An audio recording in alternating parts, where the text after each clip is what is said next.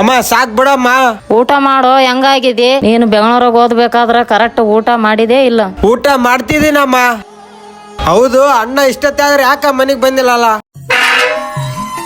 ಬಂದ ನೋಡ್ ನಿಮ್ಮ ಅಣ್ಣ. ಆಯ್ತಮ್ಮ, ಯಾವಾಗ ಬಂದೆ ಬೆಂಗಳೂರಿಂದ? ಆರಾಮಾಗಿದ್ಯಾ? ಹಾ ಅಣ್ಣ ಆರಾಮಾಗಿದ್ದೀನಿ. ಅಮ್ಮ ಅಣ್ಣನಿಗೆ ಊಟ ನೀಡಿ ಕೊಡಮ್ಮ, ಊಟ ಮಾಡ್ತಾನೆ. ಏ ಬೇಡಮ್ಮ, ನಾನು ಆಗ್ಲೇ ಫ್ರೆಂಡ್ಸ್ ಜೊತೆ ಹೊರಗಡೆ ಊಟ ಮಾಡ್ಕೊಂಡ್ ಬಂದಿದ್ದೀನಿ. ಸೋರು ಯಾವಾಗ್ಲಿಂದ ಊಟ ಮಾಡೋದೇ ಬಿಟ್ಟು ಬಿಟ್ಟಾರ ನಮ್ಮ ಮನೆಯಲ್ಲಿ. ಇತ್ಗ ನಮ್ಮ ಮನೆ ಎಷ್ಟ್ ಹಾಳಾದ್ರ ಪರವಾಗಿಲ್ಲ. ಏನಮ್ಮ ನೀನ್ ಅಣ್ಣನಿಗೆ ಈ ತರ ಅಂತಿದ್ಯಾ ನೀನು? ಮತ್ ಇನ್ನೇನ್ ಅನ್ಬೇಕಪ್ಪ ಆತಗ?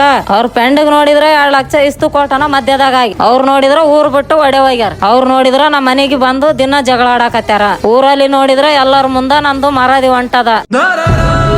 ಏನಣ್ಣ ಇದೆಲ್ಲ?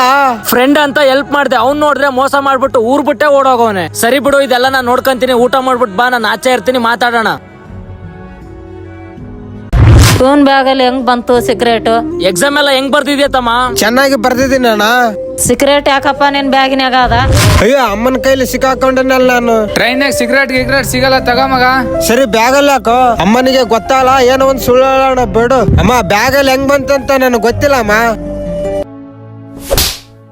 ಅವಾಗ್ಲೇ ಅವನ ಮುಂದ ಮರ ತೆಗದಿನಿ ಅಂತ ಈ ತರ ಕೆಲಸ ಮಾಡಿದೇನು? ಓಯ್, ನನ್ನ ಮಗನ ಮೇಲೆ ನನ್ಗ ನಂಬಿಕೆ ಅದ. ಇಂತ ಕೆಲಸ ಇನ್ನೊಂದ್ಸಲ ಏನನ್ ಮಾಡಿದ್ರೆ ಮನೆ ಬಿಟ್ಟು ಹೊರಗೆ ಕಳಿಸ್ತೀನಿ ನೋಡು. ಅಮ್ಮ ಹೋದ್ರು ಅನಿಸುತ್ತೆ. ಅಣ್ಣ ಸಾರಿ ಅಣ್ಣ. ಏನೋ ತಮ್ಮ, ನೀನ್ ನೋಡಿದ್ರೆ ಈ ತರ ಕೆಲಸ ಮಾಡ್ತಿದ್ಯಾ. ಅಮ್ಮ ನೋಡಿದ್ರೆ ನಿನ್ ಮೇಲೆ ಎಷ್ಟೊಂದು ನಂಬಿಕೆ ಇಟ್ಟಿದ್ದಾಳ ಗೊತ್ತೇನೋ? ನಾನಂತೂ ನಂಬಿಕೆ ಕಳ್ಕೊಂಡಿದ್ದೀನೋ. ನೀನ್ ನೋಡಿದ್ರೆ ಬೆಂಗಳೂರಿಗೆ ಹೋಗ್ಬಿಟ್ಟು ಚೆನ್ನಾಗಿ ಓದ್ಕೊಂತಿ ಅಂತ ಅಮ್ಮ ನಿನ್ ಮೇಲೆ ತುಂಬಾ ನಂಬಿಕೆ ಇಟ್ಟಿದ್ದಾಳು.